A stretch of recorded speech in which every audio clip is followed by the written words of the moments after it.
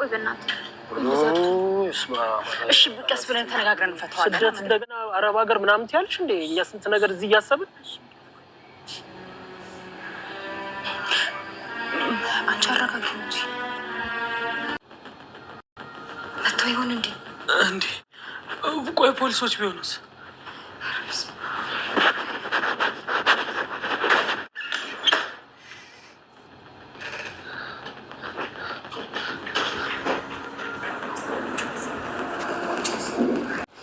ሰላም ጤና ይስጥልን ከወረዳ 8 ፖሊስ ጣቢያ ነው እሺ የበታችነት ከናምና አርፈኑር ይሁላችሁ እኔ ኖርኩም አልኖርኩም ትህትና አብራችሁ እስካለችና እስከኖረች ድረስ አንድ ነገር ብታደርጓት ወይም ብትናገሯት የመጨረሻችሁ ነው ገባችሁ አይደል ሁላችሁም የሷ ደጋፊ ተከራካሪ ናችሁ እንደውም እሷ ከዚህ ቤት ካልወጣች ድረስ እኔ ሰላም አላገኝም መንቅሬ ነው እሺ ማስወጣለ ይሁልሽ በሽተኛ ነሽ ብዬ ነው ዝም ያልኩሽ ድጋሚ ግን ይሄን ንግግር ካንቺ በሰማ ሲጣርጌ ነው ምገልሽ ውይ ማዳበሪያ ሙሉ ጉራዩን ክልች ይኸውልህ ከኔ ጋር ከማውራት በፊት መጀመሪያ ሂድና ዘርህን ፈልግሽ ወፍ ዘራሽ ምንድን ነው ያልሽው ድጋሚ እስቲ እባክሽ ትዝታ ምንም እንዳትይ ጥሩ ነገር አይፈጠርም ድጋሚዋ ወፍ ዘራሽ ዘር አልባነ እኔ ነኝ ወፍ ዘራሽ ይኸውልሽ አንቺ አገባሽ ማን ነው ዘራሽ ትትና ዛሬ እንግዲህ እንደተለመደው ቻሌንጆች እንደገጠሟት ነው የምትገኘው አሁንም ደግሞ እንግዲህ ወደ አረብ ሀገር ሄዳለሁ ምክንያቱም እዚህ ጋር ሆኜ ምንም ነገር ለውጥ ያመጣሁኝ አይደለም ስለዚህ ለተሻለ ህይወት ለተሻለ ኑሮ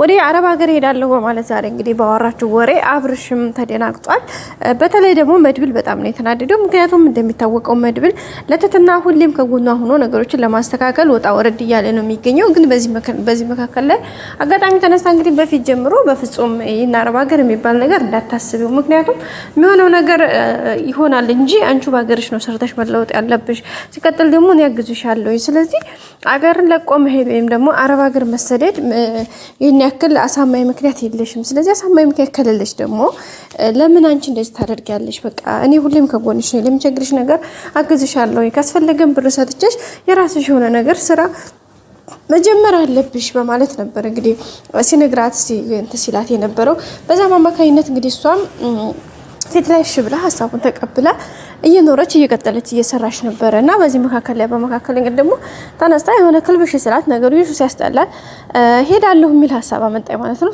በዚህ ምክንያት እንግዲህ ነገሩ ይሹ ትንሽ ተርመስመስ እያለ ነው ከመድብል በጣም ነው የተቆጣው በጣም ነው የደበረው በጣም ነው የተቆጣባት ምክንያቱም ለምን በፍጹም እንደዚህ አይነት ነገር ሐሳብ በአምሮሽ ለምን ታመላልሻለሽ ለምን ታመጫለሽ እንዴትስ ነው ይሄን ነገር ልታስቢው ይቻልሽው ምክንያቱም ይሄ ነገር መታሰብ የለበትም ለምን ይሄን ነገር ሲከፋሽም ሆነ ሲቸግርሽም ሆነ በማንኛውም ሁኔታ ውስጥ እንደ አማራጭ መጠቀም በፍጹም የለብሽም በማለት ነው እንግዲህ የመለሰላት ግን እሷ በቃ እንደ ያው አለ አይደለ በቃ ጀስት አንዳንዴ ስትናደር ስሜታዊ ስትሆን ነገሮች ሲያስጠላት በቃ ይሄ ቢሆን ብላ ስለምታስብ ከዛ አንፃር ነው እንደዛ ብላ መልስ እየመለሰች እንትን እያለች ያለችው ቤተሰቦቻችን በዛ ምክንያት እንግዲህ ነገሩን ለማስተካከል እሱም ብዙ እየለፋ ብዙ እንትን እየደከመ ነው የሚገኘው ግን እሱ ምንም ያክል ቢደክምም እሷ ደግሞ ይሄን ሐሳብ ከማምጣት ወደ ኋላ አላለችም ግን ዛሬ በጣም ነው መድብል የተናደደባት ተቆጥቶባታል ለምንድን ነው እንደዚህ የምትዩ በቃ እኔ ብዙ ነገር ያሰብኩልሽ አንቺ ወርደሽ የምታወርጂ ለምንድን ነው ብሎ እንግዲህ በጣም ተቆጥቶ ደብሮት ነበረ በነገራችን ላይ መድብል ጋር የምትደውለው ለመድብል የሆነ ነገር የምትለው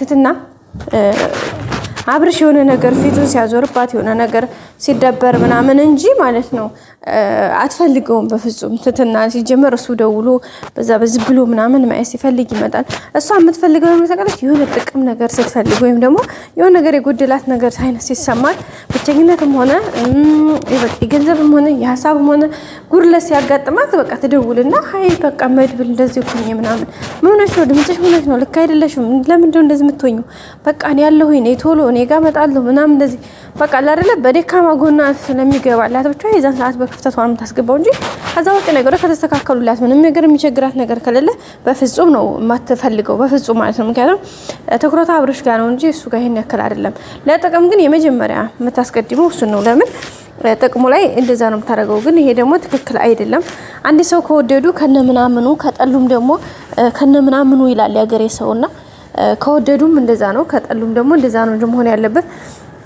በፍጹም በዚህ ልክ መሆን አለበት ብዬ እኔ አላስብም እኔ በራሴ ማለት ነው እናንተስ ምን ትላላችሁ ምክንያቱም እንደዛ ነው መሆን ያለበት በቃ የወደዱ አንድ ሰው ከወደዳችሁ ከነምኑ ነው በቃ አይደለ ሰውን ስትወዱ ከነ ድክመቱ ከነ ማጣቱ ከነ ችግሩ ስትጠሉም ደግሞ ከነ ማግኘታችሁ ከሱ ከምታገኙትን ጥቅማ ጥቅሙን እሱነቱንም ኤቭሪቲንግ ነው መጣት ያለባቸው እንጂ አንዳንድ ሰዎች እናንተን የሚወዳችሁ ለጥቅማቸው የሆነ ነገር ሲጎልባቸው ያችን ጎደላችሁ የምትሞላቸው ከሆነ ሲቸግራቸው የምታበድሯቸው ከሆነ በደካማ ጎናቸው የምትገኙላቸው ከሆነ ሲጨንቃቸው ሀሳባቸውን ሸር የምታደርጓቸው ስለሆነ ለእናንተ ለዛች በክፍት ጎናቸው ወይም ደግሞ ደካማ ጎናቸውን የምትሸፍኑላቸው ከሆነ ለዛ ለደካማ ጎናቸው ብለው እናንተ ጋር ይመጣሉ ማለት ነው። ግን የሆነ ያቺ ጎደላቸው ሲሞላ ወይም ደግሞ የሆነ ሰንበዲ መጥቶ ክፍተታቸውን ሲሞላላቸው ነገሮችን ሲያስተካክልላቸው ለነሱ በቃ ከዛ ሰው ውጭ ሌላ ምንም ስለሌለ እናንተን ከነመፈጠራችሁ ሊረሷችኋል።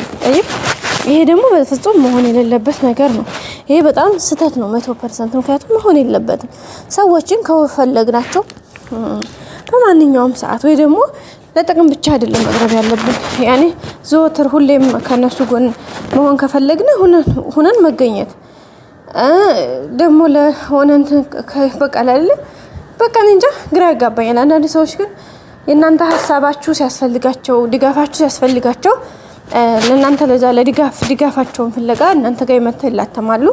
ግን የሆነ ድክመታቸው ሲሟላ ኑሮ ህይወታቸው የተመቻቸ ሰዓት ሲሆን ደግሞ ሁሉ ነገር ሽት ዳውን በቃ ይዘጉታል።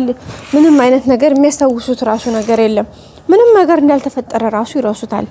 ሁሉንም ነገርና ይሄ ደግሞ በፍጹም መሆን የለበትም። መሆን ያለበት ደግሞ እውነታው ከእውነታ ጋር መጋፈጥ የሆነውን ነገር ከሆነው ነገር ጋር ነው እንጂ በዚህ ልክ ነው ብዬ እኔ በፍጹም አላምንም።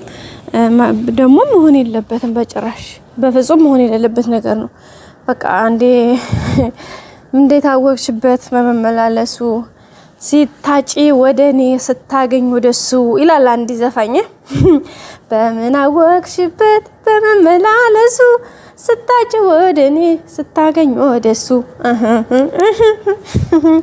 ታንጂ ድምጻዊቱ ምናምን እንዳትሉኝ እና በቃ አንዳንድ ሰዎች እንደዛ አሉ። በነገራችን ላይ ይሄ ድራማ በእውኑ ዓለም ላይ ያለውን ገጸ ባህሪ ነው አንጸባርቆ የሚያሳየን ያለውን ህይወታችንን ምናምንና አንዳንድ ድራማዎች እናንተ ማንነት በቃ እናንተ ላይፍ ያለፋችሁበት ሊሆን ይችላል በተለያየ መልኩ ሪፍሌክት አድርጋሉ ይገልጻሉና እንደዛ ነው እኔም የተረዳሁት። ያው ከራሴ ህይወት ጋር ኮኔክት ስላደረኩት ነው። እና ለዛ ነው ቤተሰቦቻችን እና የጥቅም ሰዎች አንሁን ነው ባጭሩ።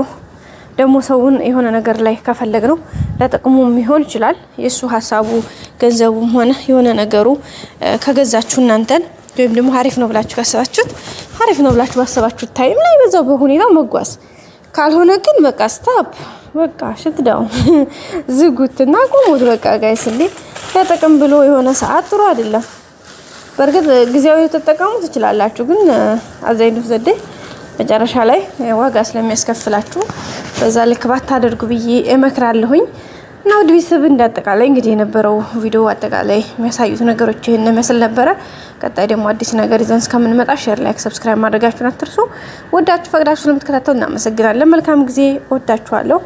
ላይክ፣ ሼር፣ ሰብስክራይብ ማድረግ አይረሳ። ምክንያቱም የእናንተ ላይክ፣ ሼር፣ ሰብስክራይብ ለኔ በጣም ትልቅ ቫልዩ ዋጋ ስላለው ማለት ነው። ቤተሰቦቼ እወዳችኋለሁኝ። ወዳችሁ ፈቅዳችሁ ስለምትሰጡኝ ሀሳብ አስተያየት ስለምታደርጉልኝ ስለምታበረታቱኝ ሁሉ ቴንኪዩ ሶ ማች ማለት እወዳለሁ። እወዳችኋለሁ። ባይ ባይ።